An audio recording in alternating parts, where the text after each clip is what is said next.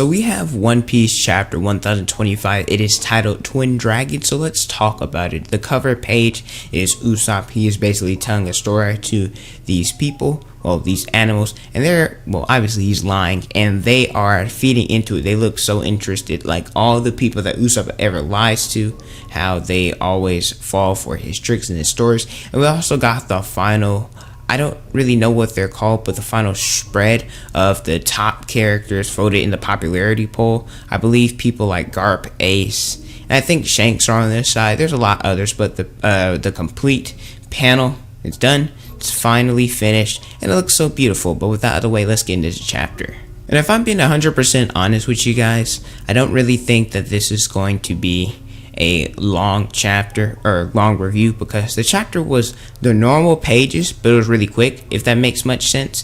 But we start out with Luffy and Momo. They are about to fly to Onigashima. The problem is, even though Momonosuke has aged, he is still scared and he doesn't want to fly up because he knows how high it is. And Luffy's like, all right, Momo, you're an adult, come on and do this. And this is kind of hilarious because we know Shinobu said, hey, even though you'll be an adult, you'll still have the mind of a child, even though your body will be physically 20 years older. So this is just showing how Momonosuke still hasn't mentally matured. But hey, they end up taking off during the chapter. Yamato, she used an attack called the Kagami Yama, and this basically allowed her to harden her skin or harden her body, where Kaido says, oh, you're on the defensive now because they are fighting. And I guess it was able to be as a decoy so she wouldn't take the blunt of the attack, because Yamato at this point is starting to get overwhelmed, and they keep going back and forth where Yamato is just barely hanging on, where Kaido is still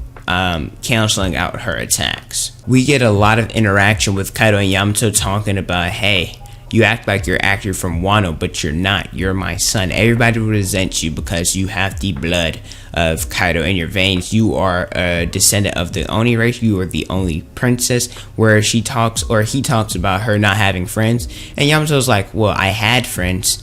And well, she's talking about Ace, because all the samurai, we get a little bit more of her backstory. All the samurai, or all the people who ever tried to assist her, were killed. I believe there was one samurai that gave her food in a blanket, and they showed that he was executed. Simultaneously, Luffy and Momo, they finally take off, and they're headed towards the rooftop. However, Shinobu, she notices that Momo, when he's going up, he's going at an angle, not really towards the rooftop. That's because Momo, he's flying with his eyes closed.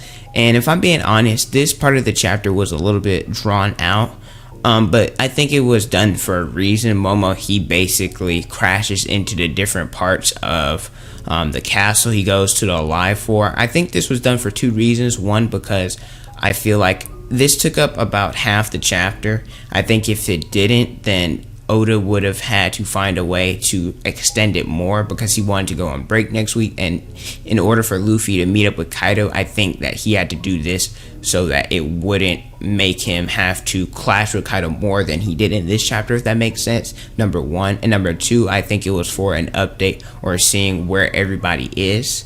But we cut to the live floor. We see Marco, Izo, Zoro, Sanji, I believe Kawamatsu, Hirogoro, and Queen and King. They're still on the live floor. And then everybody believes Momo's Kaido, but they're like, hey, you're pink, what's the matter? Then we go to the second floor, where we cut to Big Mom, Kid, and Law.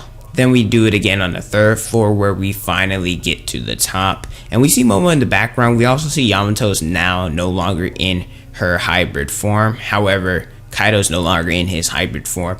I don't know what this means. Did Yamato beat him out of his hybrid?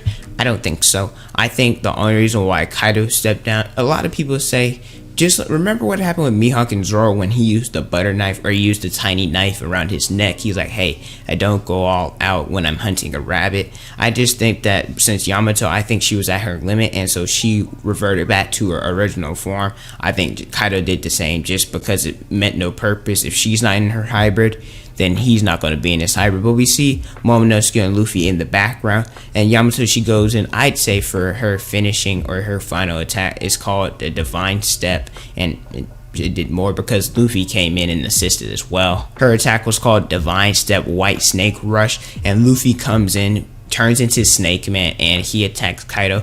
And I want to say this, I don't remember if it was when Luffy got speed blitzed in Curie or if it was on the rooftop, but one of those two times I said, when is Luffy going to use Snake Man against Kaido? I believe it was the second time when he was talking about Kaido's too fast for him, seeing into the future and all that. And when I said, when is he going to use Snake Man, people called me an idiot. People were like, oh, he doesn't need Snake Man because he needs more endurance and more durability, and Snake Man can't provide that. So I'm kind of happy he went Snake Man. It looked pretty cool. It's my favorite of the gears in his form, so that's pretty interesting. And he also meets up with Yamato. He's like, Yama bro, like, I guess that's the name. It's weird, but it's funny at the same time. It might change in the official scans, but Yamato's happy to see Luffy. Luffy's like, hey, thank you for keeping Kaido busy for us, but I'm here now. She's like, you got it, dude. And so I personally, after this chapter, I think Yamato 100% is becoming a Straw Hat. She got the backstory, the sad, tragic backstory. She also is strong. She fought an opponent, assisting Luffy, and the whole chapter was basically about, hey, you don't have any friends, you're an outcast, nobody wants you. And we know that the Straw Hat crew is built upon people who nobody wants. I think Sanji, he was a failure. They said that the German kingdom doesn't need him. Your trash is our treasure. That's what Luffy said. Chopper was a monster. Nobody will want a monster, but the Straw Hat crew took him on. And then we have Nico Robin. They call her the Devil of Ohara. That she should die, but however, Luffy tells her to live. And so I personally believe after this chapter, Yamato's 100% being a Straw Hat, and there's nothing that you guys can do about it. So if you don't like her or you think she's too OP, hey, it is what it is. It's going to happen. Oh yeah, and I forgot to mention the attack Luffy used in Snake Man was the Jet Culverin. We get this dope panel of Momonosuke staring at Kaido. Kaido's like, hey man, Straw Hat, what are you doing back here? I've already defeated you twice. This reminds me of the Crocodile fight when Crocodile's like, man, I done already defeated you. I'm starting to get a little annoyed of you coming back. And Luffy's like, I won't die. I'm gonna be the king of the pirates. And then he wants to know who this dragon is, and Momo's like, it's me, I'm Kazuki Momonosuke. Yamato's like, what? This is Momonosuke-sama, or Momonosuke-kun, or whatever. And then Kaido, he's like, all right, the world doesn't need enough dragons. There doesn't need to be the two of us. And that's the end of the chapter. Like I said, I think the whole Luffy and Momonosuke crashing was just to extend the chapter so that we could get to where we are now. So that it wouldn't be more than the clash of Jet Culverin and the White Snake Rush. I think that's what it was called, between Yamato. I don't know if Yamato's going to assist Luffy in the fight. Like I said, she did revert from her hybrid form. I think she is exhausted. And at the same time, I think Luffy gets Gear 5 or an awakening here. Similar to the Katakuri fight, Katakuri overwhelmed Luffy in their first round. I know it went on for hours and it was really one long fight, but it really was more like rounds. Katakuri was overwhelming him. Then Luffy, he saw an opening and took it, where he noticed he could hit Katakuri, and then he went to Bound Man, Gear 4, and then he ran out of haki, had to run away, and then came back. Was getting dog walked for most of the fight, and then he ended up learning Future Sight, and then in order to surpass or be on the level of Katakuri, he gained Snake Man. So I think in this, Luffy either gets an awakening or he gets Gear 5, or even both, because if I'm being honest, even with Conqueror's coded attacks in Rio, I don't think that's enough to defeat Kaido as Luffy is. He has to take it to the next level. But overall, it was a pretty solid chapter. I give it about an 8 out of 10. Like I said, I understand why he did it, but it was a little bit drawn out, in my opinion. The whole Momonosuke flying into stuff, and you know, it was funny, but like I said, it was drawn out, but it makes sense why, if that makes sense. But let me know your guys' thoughts about this. This was the first time, I think, since Dressrosa, we have gotten 4 chapters in a row, so we're going to get a break next week, which sucks, because we want to see what happens. The stuff that needs to get wrapped up, I believe Fukurokujo, Orochi, Killer, the All-Stars, Big Mom, Kaido, and Onigashima flying over the capital is all that's left that has to be done with Wano. And of course, after the war, it'll be some stuff wrapped up, like backstories